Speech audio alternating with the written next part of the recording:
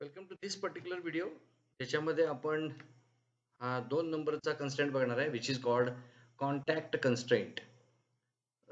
नावावरूनच लक्षात येते की ज्या एंटिटीज तुम्ही ह्या कॉन्टॅक्ट कन्स्ट्रेंटसाठी पिक करणार आहात ते एकमेकाच्या कॉन्टॅक्टमध्ये येणार. When constraint is applied the selected entities come in physical contact with each other. Okay, आता ह्याच्यामध्ये सिलेक्शन काय काय असू शकतं ते आपण वन बाय वन इथं बघणार आहोत. ओके, पहिला सगळ्यात महत्त्वाचा ह्यातला सिलेक्शन पहिला आपण कॉम्बिनेशन ऑफ सिलेक्शन बघूया. कॉन्टॅक्ट कन्स्ट्रेंट मी पिक करतोय.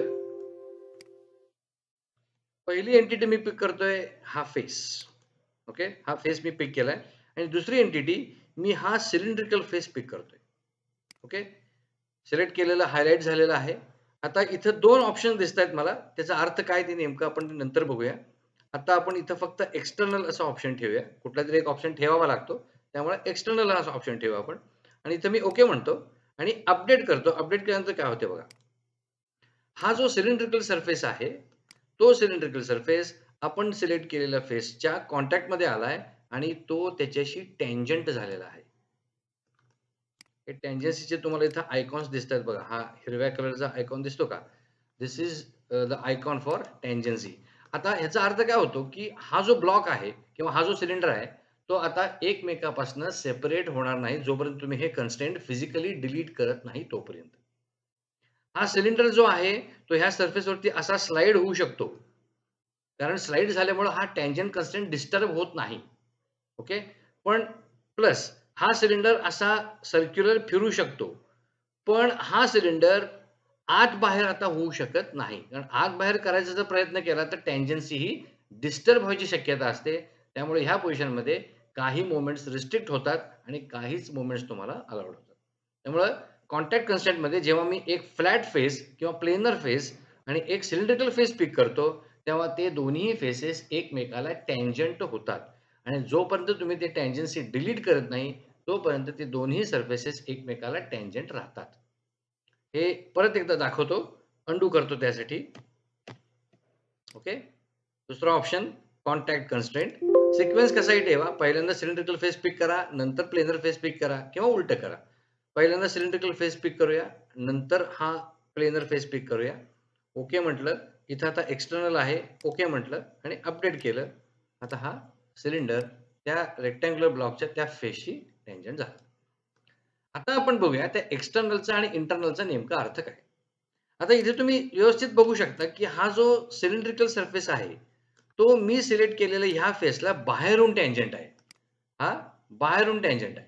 त्याच्याऐवजी मी त्या सरफेसच्या आतनं पण टँजंट कर असं पण सांगू शकतो. आता ते केल्यामुळे काय नेमका फरक पडतो ते बघा. त्यासाठी पुन्हा एकदा मी अंडू करतो. I will remove all these constraints.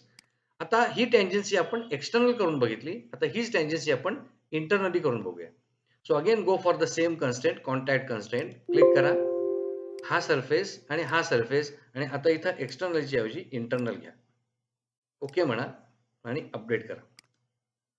हा सिलेंडर त्या सरफेसला आतून टँजंट झालेला आहे. इथं तुम्हाला वायर फ्रेम मोडमध्ये दिसेल. हे आता तुम्हाला लक्षात येईल. हे होल आहे हे सोडून द्या. हा आता आपण सिलेक्ट केलेला सिलेंडर आहे. हा सिलेंडर ह्या फेसला आतून टँजंट झालेला आहे. असा ह्याचा इंटरनलचा आणि एक्सटर्नलचा अर्थ आहे. एक्सटर्नली टँजंट म्हणजे काय? हे सिलेंडर असं इथं तयार होईल आणि इंटरनली टँजंट म्हणजे हा सिलेंडर आतल्या साइडने टँजंट होईल. एवढाच फरक आहे. Okay, so this is the meaning of those options, internal and external. Resume back to this view. परत एकदा अंडू करूया आणि पुन्हा एकदा हे रिपीट करूया. Contact constraint, cylindrical surface, flat face, external. त्यामुळे आता हा सिलेंडर जो आहे तो ह्याला बाहेरून टँजंट होणार आहे. ओके म्हटलं आणि अपडेट म्हटलं, हा ह्याला बाहेरून टँजंट झाला. In the same way contact constraint, cylindrical face, planar face, एक्सटर्नलची ऐवजी मी आता इंटरनल घेतो. ओके म्हटलं आणि अपडेट केलं तर हा सिलेंडर त्याला आतून टँजंट झालेला दिसेल. Okay, I hope this is clear to you. This is contact constraint when two cylindrical surfaces are selected. आता ह्याच्या अंडर आणि काय, sorry, not to cylindrical surfaces, one cylindrical surface and one flat face is selected. Okay. Similarly I can choose 2 cylindrical surfaces also. आता इथं मला 2 cylindrical surfaces पिक करता येणार नाहीत. याचं कारण असं आहे, आहेत माझ्याकडे 2 सिलेंड्रिकल सर्फेसेस, पण ते जेव्हा एकमेकाला टँजंट होतील, ते ॲक्चुअली एकमेकाच्या आत शिरतील. त्यामुळे नेमका टँजन्सी क्रिएट झालेली आहे की नाही, हे लक्षात येणार नाही. त्यामुळे तो ऑप्शन थोडासा आपण नंतर बघूया. आता दुसरं कॉम्बिनेशन घेऊ आपण. 2 फ्लॅट फेसेस जर मी घेतले कॉन्टॅक्ट कन्स्ट्रेंटसाठी तर काय होते? That we are going to see. So again go for contact constraint. हा एक फेस घेतला आणि समजा मी हा एक फेस घेतला. कुठले कुठले फेस घेतलेत हे इथे हायलाइट होते. कॉन्टॅक्ट कन्स्ट्रेंट वापरलेला आहे. हा एक फेस पिक केलाय आणि हा एक प्लेनर फेस पिक केलाय. अपडेट केलं तर काय होते बघा.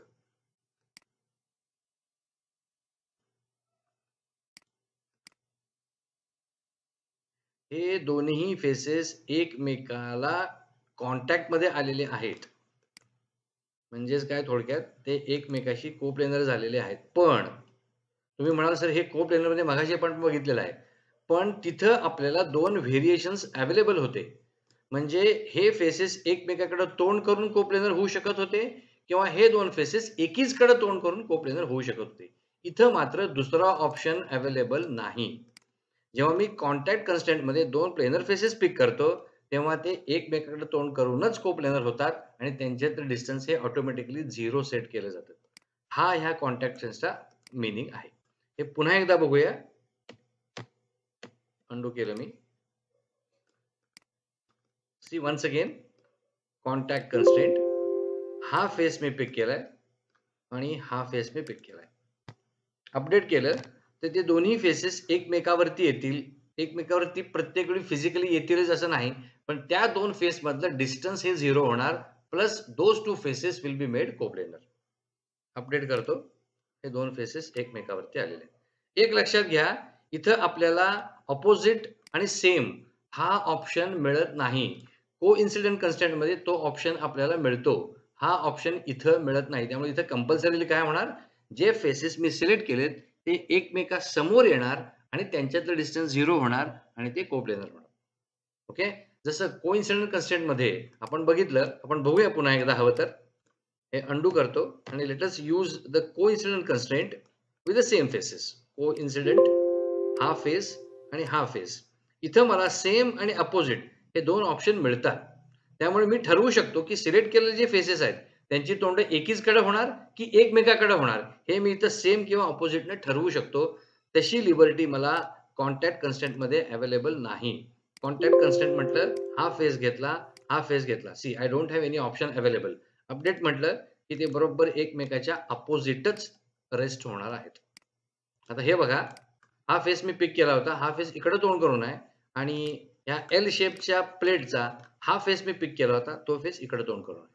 त्यामुळे या पर्टिक्युलर केसमध्ये जे काही तुम्ही प्लेनर फेसेस पिक केलेले आहेत ते एकमेकासमोर तोंड करून रेस्ट होतील आणि ते कोप्लेनर होतील प्लस त्यांच्यातलं डिस्टन्स हे 0 सेट केलं जाईल. असं ह्या कॉन्टॅक्ट कन्स्ट्रेंटचं मीनिंग आहे. कॉन्टॅक्ट ह्या शब्दातच सगळं आलं की ते 2 फेसेस एकमेकाच्या कॉन्टॅक्टमध्ये यायचे असतील तर ते एकमेकाकडे तोंड करूनच स्टे व्हायला पाहिजेत. दोन्ही फेसेस एकीकडे तोंड करून ते कॉन्टॅक्टमध्ये येऊ शकत नाहीत. हा ह्या कॉन्टॅक्ट कन्स्ट्रेंटचा फंडामेंटल आहे. Okay. I hope you have understood this contact constraint. पहिल्या केसमध्ये आपण बघितलं एक सिलेंड्रिकल फेस आणि एक फ्लॅट फेस. तर ते दोन्ही फेसेस मी पिक केले आणि कॉन्टॅक्ट कन्स्ट्रेंट जर अप्लाय केला तर सिलेंड्रिकल सरफेस आणि तो फ्लॅट सरफेस हे एकमेकाला टँजंट होतात. त्याच्यामध्ये आपल्याला 2 व्हेरियंट्स अवेलेबल आहेत. इंटरनली टँजंट किंवा एक्सटर्नली टँजंट. दुसरं कॉम्बिनेशन आपण सिलेक्ट केलं इथं, एक प्लेनर फेस आणि दुसरा प्लेनर फेस. हे जर मी सिलेक्शन केलं तर ते दोन्ही फेसेस एकमेकाच्या कॉन्टॅक्टमध्ये येतात. कसे कॉन्टॅक्टमध्ये येतात? त्या दोन्ही फेसेसची तोंड एकमेकाकडे येतात. त्या 2 फेसमधलं डिस्टन्स 0 होतं आणि ते दोन्ही फेसेस एकमेकाला कोप्लेनर होतात. So these are the effects of this contact constraint when it is applied to various kinds of surfaces. I hope you have understood this contact constraint. With that, let us conclude this particular video, and in next video we are going to see the next constraint, that is offset constraint. Okay, so as of now we'll stop this video. Thank you very much.